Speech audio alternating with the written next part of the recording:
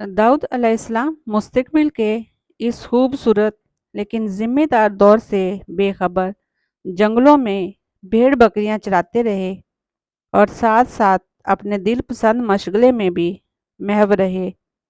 दाऊद अलैहिस्सलाम फलाखन चलाने में महारत रखते थे। उनके पास हमा वक्त एक लाठी, फलाखन और एक थैली में छोटे छोटे पत्थर हुआ करते थे। उनके फ़न निशानाबाजी में महारत का इल्म बनी इसराइल को भी था। वो कहा करते थे, दाऊद अलैहिस्सलाम के फलाखन का निशाना बनने वाली चीज़ रेज़ा रेज़ा हो जाती है। उनकी बहादुरी के किस्से भी मशहूर थे।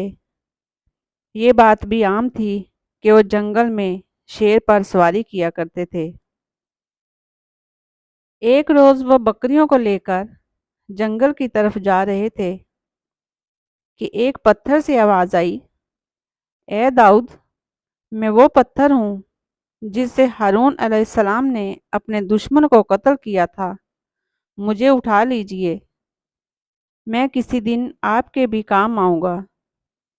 दाऊद अलैहिस्सलाम की हैरत फितरी अमर था।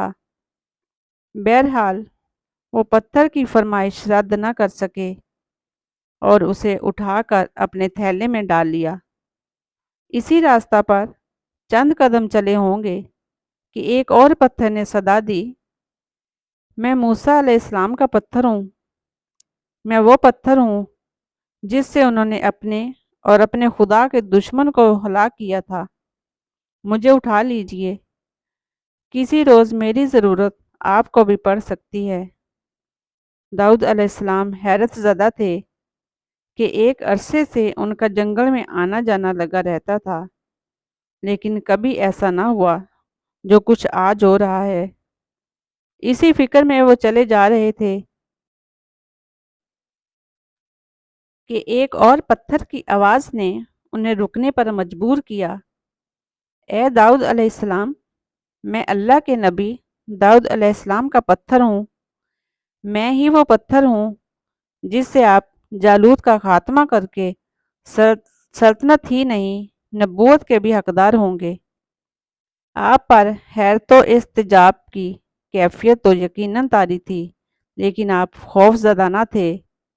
आपने वो तीसरा पत्थर भी उठाकर अपने थैले में डाल लिया।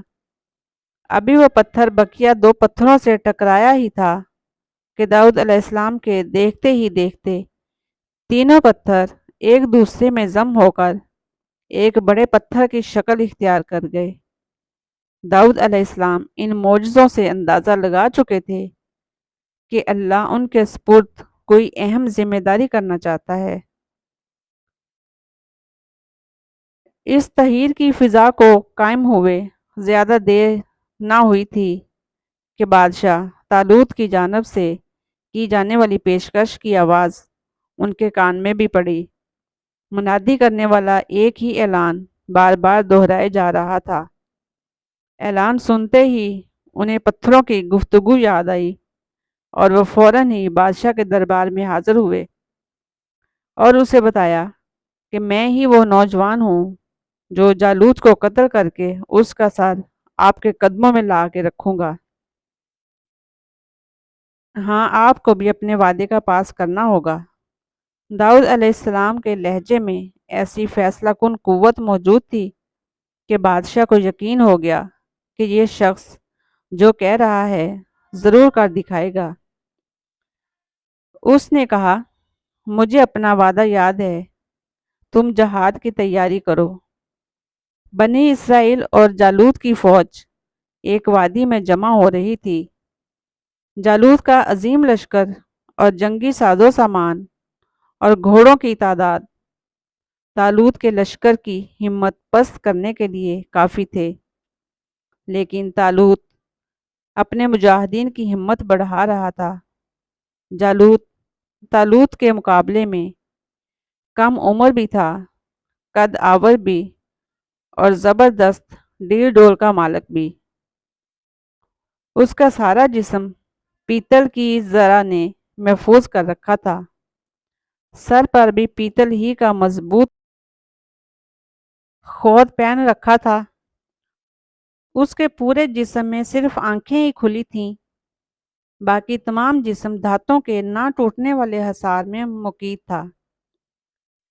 جالوت کے قد و قامت اور لباس کی تفصیل یوں بتائی جاتی ہے: اس کا قد 6 ہاتھ اور 1 بالشت تھا، اور اس کے سر پر پیتل کا خوت تھا، اور وہ پیتل ہی کی زرہ پہنے ہوئے تھا، جو تول میں 5,000 پیتل کی مسکال کے برابر تھا، اور اس کی ٹانگوں پر پیتل کے 2 ساکھ پوش تھے، اور اس کے دونوں شانوں کے درمیان میں پیتل کی 1 برشی تھی۔ اس کے بھالے کی چھڑ ایسی تھی جیسے جولاہے کا شتیر، اور اس کے نیزے کا پھل 600 مسکال لوہے کا تھا۔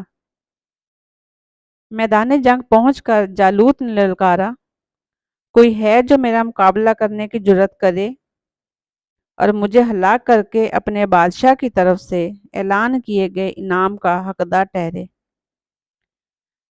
جالوت کا حلیہ اور پھر دبنگ آواز، کسی میں اس للکار کا جواب دینے کی جرأت نہ ہوئی۔ جالوت نے چند مرتبہ اپنی بات دہرائی اور جواب نہ پا کر اکڑتا ہوا واپس ہوا۔ یہی وہ لمحہ ہے کہ طالوت کے لشکر میں ہلچل پیدا ہوئی۔ لشکر کی پچھلی صفوں سے ایک نوجوان، جس کا جسم ذرہ سے آزاد اور سر خول سے بے نیاز تھا، سامنے آیا اور جالوت کو للکارا۔ جالوت اس نوجوان کو دیکھ کر ہنسا۔ کیا میں کوئی کتا ہوں جو تو ایک لاٹھی لیے میرے مقابل آیا ہے؟ داؤد علیہ السلام کا جواب یہی تھا کہ ہاں، میرے نزدیک تیری حیثیت ایک کتے سے زیادہ نہیں ہے، تیرے لیے میری یہ لاٹھی کافی ہے۔ جالوت کا غصے سے پاگل ہو جانا انہونی بات نہ تھی۔ اس نے بہت برا بھلا کہنا شروع کیا۔ داؤد علیہ السلام اطمینان سے سنتے رہے۔ وہ جانتے تھے کہ حق کی باطل پر فتح انہی کے مقدر میں لکھی جا چکی ہے۔ خود پر اعتماد اور اللہ پر یقین نے انہیں جرأت عطا کی۔ وہ مسکراتے ہوئے جالوت کی جانب بڑھتے گئے، خاموشی سے تھیلے سے پتھر نکالا، فلاخن میں رکھا اور مہارت کے ساتھ اس کے ماتھے کا نشانہ لے ڈالا۔ خدا کی قدرت سے ہوا کا ایک جھونکا ایسا آیا کہ جالوت کا وزنی خوت، جس کا وزن 80 سیر اور طبقات ناصری کے مؤلف و مترجم غلام رسول مہر کے مطابق 60 سیر تھا، ایسے اڑ گیا جیسے ایک سوکھا پتا اڑتا ہے۔ داؤد علیہ السلام کا فلاخن سے پھینکا گیا پتھر فضا میں ہی 3 حصوں میں منقسم ہو گیا۔ 2 ٹکڑے دائیں بائیں جانب سے نکلے اور تیسرا عین پیشانی کے درمیان میں لگا اور پیشانی چیر کر دوسری جانب نکل گیا۔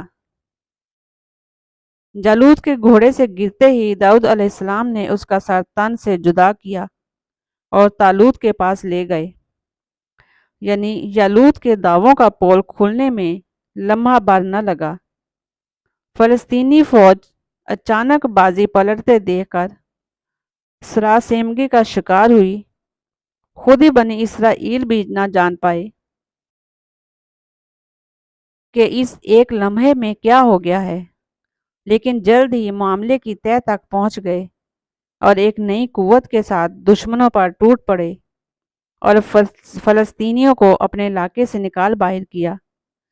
طالوت نے اپنا وعدہ نبھایا، آدھی سلطنت عطا کی اور بیٹی کی شادی آپ علیہ السلام سے کر دی۔ تمام بنی اسرائیل داؤد علیہ السلام کی بہادری اور عدل و انصاف کی وجہ سے بہت عزت کرتے تھے۔ حکومت کے نظم و نسق میں بہتری کے لیے انہوں نے کچھ ایسے اصول ضوابط تشکیل کی دیے جو مملکت کی مضبوطی اور عوام کی فلاح و بہبود سے تعلق رکھتے تھے۔ عوام جان گئے کہ اب انہیں جو حکمران میسر آیا ہے وہ ان کا بھائی خواہ ہے۔ داؤد علیہ السلام کی مقبولیت اعلیٰ انتظامیہ ہی نہیں، خود طالوت کی نگاہوں میں بھی کھٹکنے لگی۔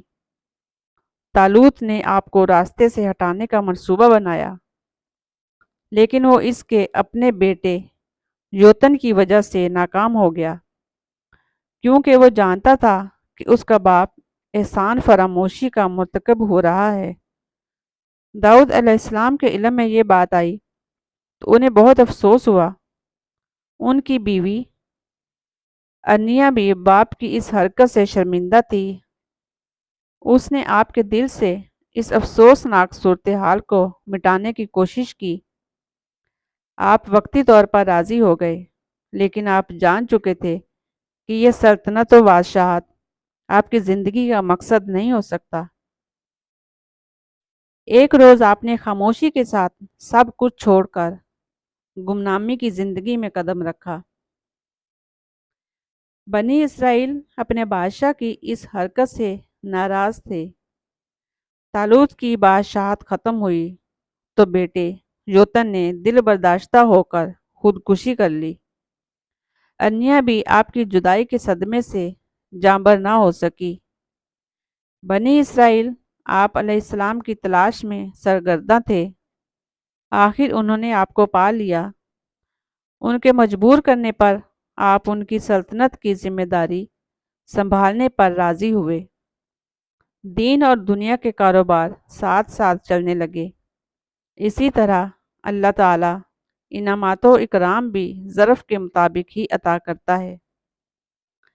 داؤد علیہ السلام اللہ تعالیٰ کے برگزیدہ پیغمبر، اللہ کی طرف سے سونپی گئی نبوت و بادشاہت کی ذمہ داریوں اور اس کی عطا کی گئی نعمتوں پر ہمیشہ رب ذوالجلال و اکرام کے شکر گزار رہے اور اپنے فرائض کی ادائیگی میں ہمیشہ مصروف عمل رہے۔